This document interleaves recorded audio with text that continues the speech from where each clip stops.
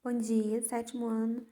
Aula de hoje, nós vamos começar aqui na página 15 da apostila de vocês, tá? Página 15. O que a página 15 está trazendo pra gente? A página 15 está falando sobre a hidrografia brasileira. Então, nós vamos ver a hidrografia brasileira. Vamos ver primeiro a definição de hidrografia. O que é hidrografia mesmo? Hidrografia é toda a água existente no planeta Terra, tá? Água dos rios, água dos mares, água dos oceanos, das nascentes, enfim, toda a água existente na Terra. Essa é a definição de hidrografia. A gente vai ver também bacias hidrográficas. Vamos ver a definição de bacias hidrográficas. O que significa bacias hidrográficas?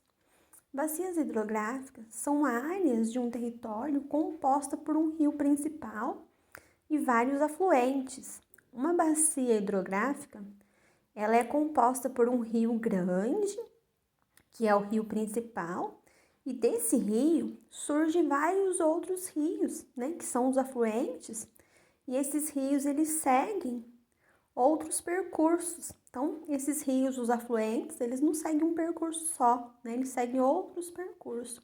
Ela dá origem a vários outros rios, então.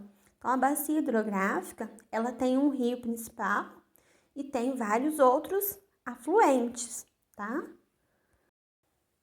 Portanto, então, a definição de bacia hidrográfica, bem simples para vocês. Bacia hidrográfica são uma área de um território composta por um rio principal e por vários afluentes, tá? Só isso, bem simples. O Brasil se destaca por possuir extensas reservas de água potável. Nós temos bastante de água boa, bastante de água potável aqui no Brasil para o consumo. O motivo do Brasil possuir essas extensas reservas de água é devido às características climáticas do país, devido ao clima brasileiro. Climas quentes que nós temos aqui no Brasil, com chuvas, fazendo com que tenhamos uma rica rede hidrográfica. Então, aqui no Brasil, os climas são quentes e chove bastante, né? Chovendo muito, vai aumentar, nós vamos sempre ter água. Então, esses climas quentes, com chuvas, faz com que nós tenhamos uma rica rede hidrográfica, ou seja, muita água boa, né? Muita água potável para o consumo. Mas isso não quer dizer que nós devemos desperdiçar, né? Apesar da gente ter muita água boa aqui no Brasil, nós temos que usar a água moderadamente e cuidar sempre, né, das nascentes para que um dia isso não acabe, esse recurso que a gente tem aqui no Brasil, né? Que a gente tem muita água. Nós temos aqui na página 15, olha aí na apostila de vocês para mim, tá? Olha o mapinha, vamos entender esse mapa. Então, o mapa aqui da página 15, ele traz para nós os principais rios brasileiros. Então, dá pra gente ver que são muitos rios, né? Olha só para vocês verem a quantidade de rios que nós temos aqui no Brasil. Então, esse mapa, ele tá trazendo os principais. Ainda tem rios que o mapa ele não tá trazendo pra gente, tá? Tá trazendo aqui somente os principais. Eu vou falar para vocês sobre as principais bacias hidrográficas brasileiras e os principais rios originados dessas bacias, porque se eu for falar para vocês o nome de todos os rios, né, a gente vai ficar aqui muito tempo. Então, eu quero que vocês observem o mapa, vejam a quantidade de rios que nós temos e lembrem que aqui no mapa ainda está faltando. Estão faltando mais rios, porque aqui entraram só os principais. Não vou falar um por um, né, para não tomar muito tempo. Então, eu vou falar para vocês somente das principais bacias e os rios que fazem parte dessas bacias, tá? Primeira bacia hidrográfica, a bacia amazônica. Os rios que fazem parte dessa bacia é o rio Amazonas, no caso ele é o principal, o rio Amazonas, o rio Madeira, o rio Tapajós e o rio Xingu. Esses são os rios da Bacia Amazônica. Nós temos também a Bacia Araguaia-Tocantins. Os rios que fazem parte dessa bacia são Rio Araguaia, Rio Tocantins e Rio Tocantins. São 2 rios. Esses são os rios da Bacia Araguaia-Tocantins, 2 rios.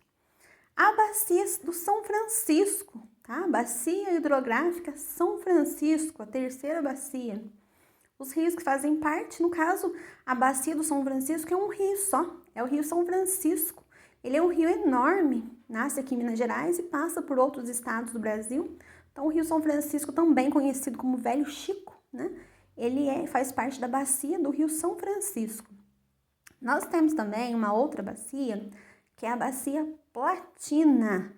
Os rios que fazem parte da Bacia Platina são Rio Paraná, Rio Paraguai e Rio Uruguai. Esses são os rios da Bacia Platina. Então, eu falei para vocês sobre as principais bacias hidrográficas do Brasil e sobre os rios que são originados de cada bacia, né? Lembrando vocês que bacias hidrográficas são áreas drenadas por um rio principal e seus afluentes, tá? Então, uma bacia hidrográfica são áreas drenadas por um rio principal e seus afluentes. A bacia hidrográfica ela é composta por um rio principal e por outros rios que são considerados afluentes, tá?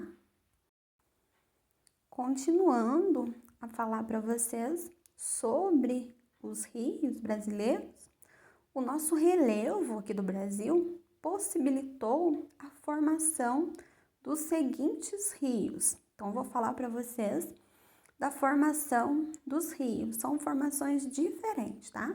No litoral do Brasil, encontra-se rios de planalto. Rios de planaltos que percorrem área de relevo acidentado e tem um predomínio de cachoeira. Então, nos rios de planalto tem um predomínio de cachoeira. Utilizam também os rios de planalto nas hidrelétricas para gerar energia.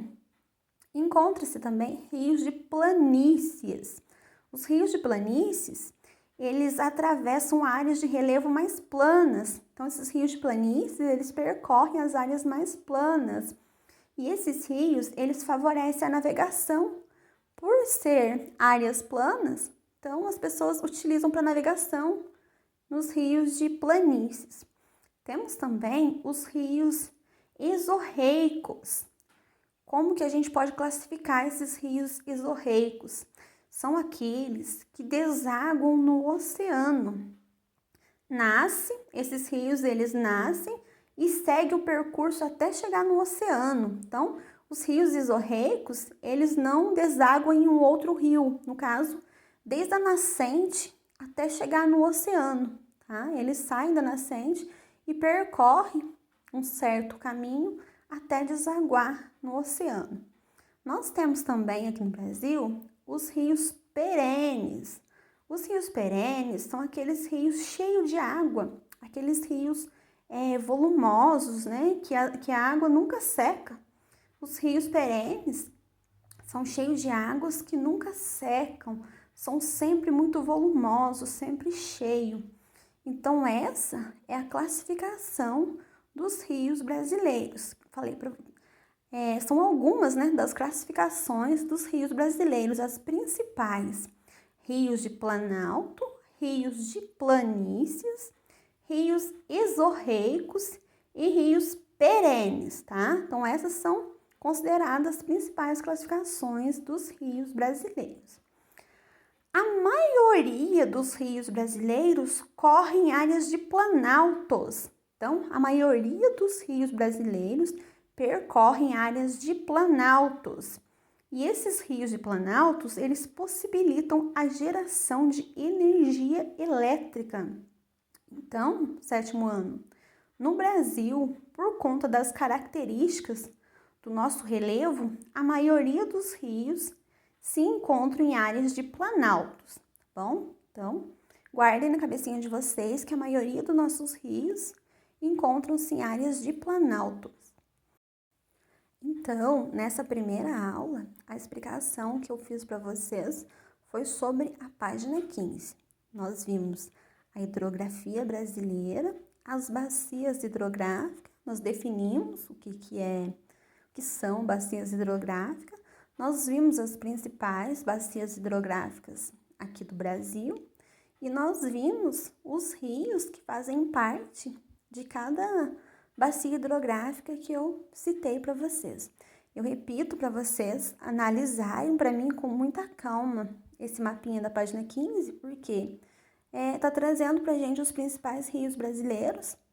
Não está trazendo todos, ainda estão faltando, mas aqui está trazendo para a gente os principais rios brasileiros. Eu não citei todos para vocês, tá? Eu falei só alguns. Então, para vocês saberem o nome de cada um, vocês têm que analisarem aí, tá? Então, essa foi a nossa primeira aula. Daqui a pouquinho a gente vai para a segunda. Eu estava olhando aqui, tem as atividades da página 16 e 17 para vocês fazerem. A letra A e a letra B da página 16 não precisam fazer, tá? Já podem ir para a atividade número 1.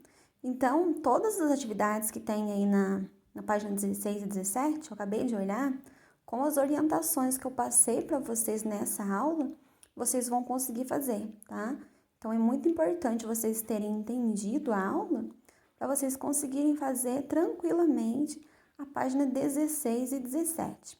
Então, só lembrando que a questão A e B da página 16 não precisa fazer. Agora, as outras atividades, eu quero que vocês façam para mim, façam todas e enviem no PV. Aguardo vocês fazerem para depois eu enviar a segunda aula, tá bom?